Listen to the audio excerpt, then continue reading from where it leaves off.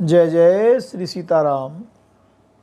कल हमने पढ़ा भरत जी शत्रुघ्न जी अयोध्या आ गए हैं और माता कैकेयी उन्हें दरवाजे से ही अपने महल में बुला के ले गई है।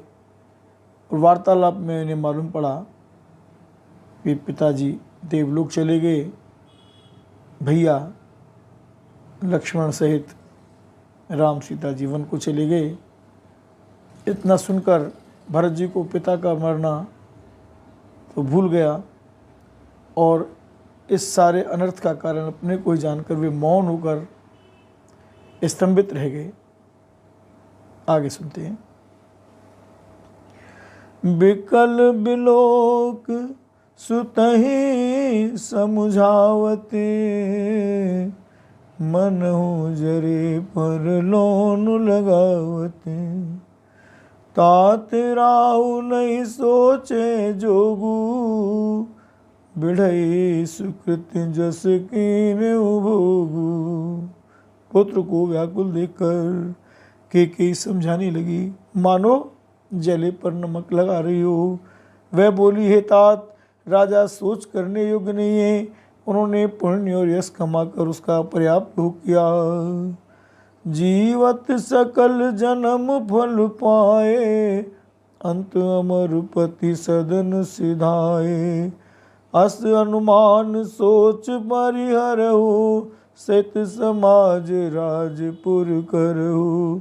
जीवन काल में ही उन्होंने जन्म लेने के संपूर्ण फल पा लिए और अंत में वे इंद्रलोक को चले गए। ऐसा विचार कर सोच छोड़ दो और समाज रहित नगर का राज्य करो।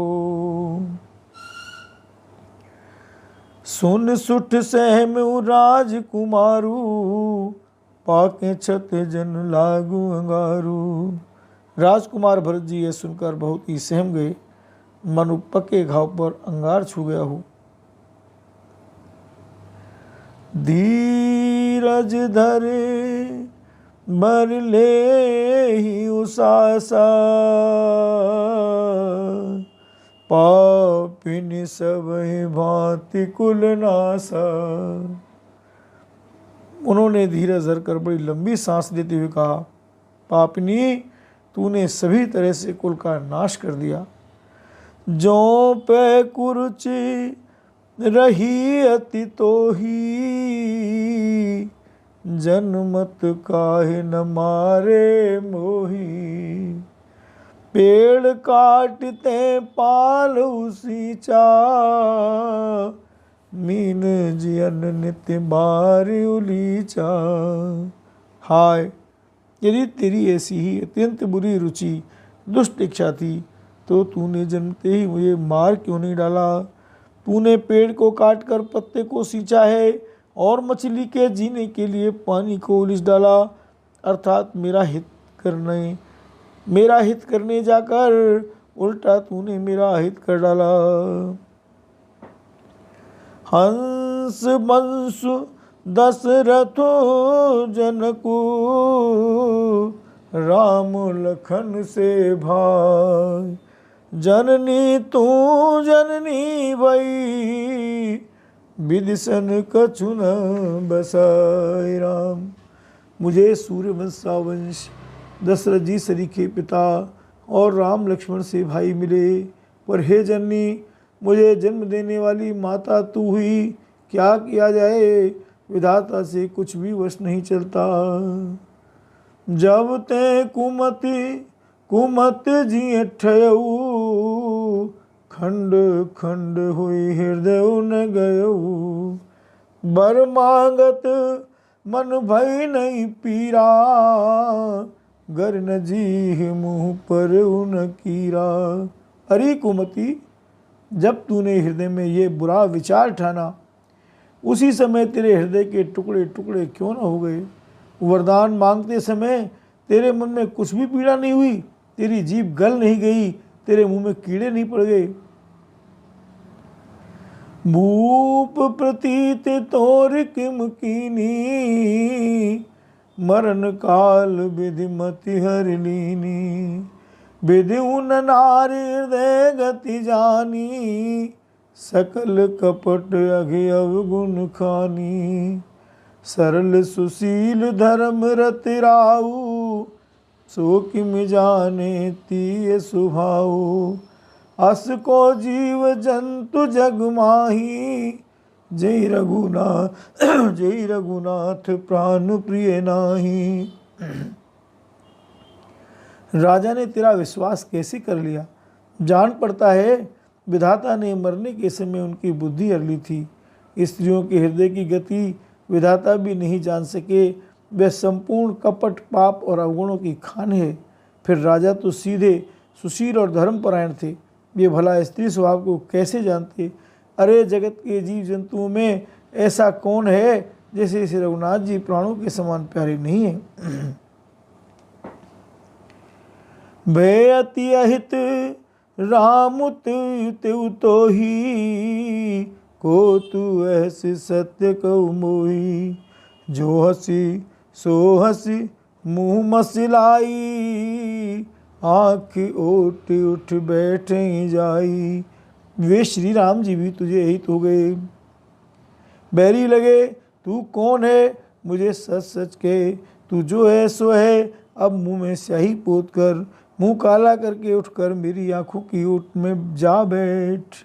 राम विरोधी हृदय ते प्रगट कीन विधि मोय, मोह समान को पात की बात कहूँ कछ तोहि। विधाता ने मुझे श्री राम जी से विरोध करने वाले तेरे हृदय से उत्पन्न किया, अथवा विधाता ने मुझे हृदय से राम का विरोधी जाहिर कर दिया। मेरे बराबर पापी दूसरा कौन है? मैं व्यर्थ ही तुझे कुछ कहता हूँ। सुन शत्रुघ्न मात कुटलाई, जरेगा तेरे से कछु न बसाई। ते अवसर कुबरी तह आई, बसन विभूषण विविध बनाई। माता की कुटिलता सुनकर शत्रुघ्न जी के सब अंग क्रोध से जल रहे हैं, पर कुछ वश नहीं चलता। उसी समय भांति भांति के कपड़ों और गहनों से सजकर कुबरी वहाँ आई, मंत्रा वहाँ आई। लख रिस भर्यो लखन लघु भाई, भरत अनल घृत आहुति पाई। हुमगिलात तक कुभर मारा, पर मुँह भर मह करत पुकारा। उसे सजी देखकर लक्ष्मण के छोटे भाई शत्रुघ्न जी क्रोध में भर गए, मानो जलती हुई आग को घी की आहुति मिल गई हो। उन्होंने जोर से तक्कर कुबड़ पर एक लात जमा दी। वह चिल्लाती हुई मुंह के बल जमीन पर गिर पड़ी। कुबर टूटे फूट कपारू, दलित दसन मुख रुधिर प्रचारू। आह दई में काहू न सावा, करतनीक पलवन इस पावा। उसका कुबर टूट गया, कपाल फूट गया, दांत टूट गए और मुंह से खून बहने लगा। वे कराती हुई बोली, हाय देव, मैंने क्या बिगाड़ा जो भला करते बुरा फल पाया। सुनरी पुअन लख नख सिख खोटी, लगे घसीटन धर धर जोटी।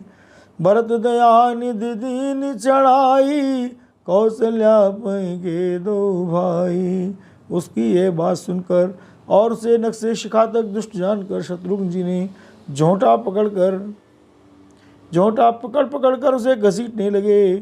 तब दयानिधि भरत जी ने उसको छुड़ा दिया और दोनों भाई तुरंत कौशल्या जी के पास गए। मलिन बसन विवरण विकल, कृष शरीर दुख भार। कनक कलप बर बेल बनु, मानव हनी तुषार। कौशल्या जी मैले वस्त्र पहने हैं, चेहरे का रंग बदला हुआ है, व्याकुल हो रही हैं, दुख के बोझ से शरीर सूख गया है।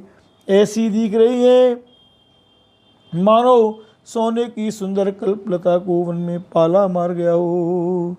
भरत देख मात उठ दाई, मूर्छित यवन परी जय आई। देखत भरत बिकल भय भारी, परे चरण तन दशा बिसारी। भरत को देखते ही माता कौशल्या जी उठ दौड़ी, पर चक्कर आ जाने से मूर्छित होकर पृथ्वी पर गिर पड़ी। यह देखते ही भरत जी बड़े व्याकुल हो गए और शरीर की सुध भुलाकर चरणों में गिर पड़े। मातु तात कह दे दिखाई, कैसी राम लखन दो भाई, के कई कत जन्मी जग माझा, जो जन्म तबै काहे न बाजा। फिर बोले, माता पिताजी कहाँ हैं, उन्हें दिखा दे।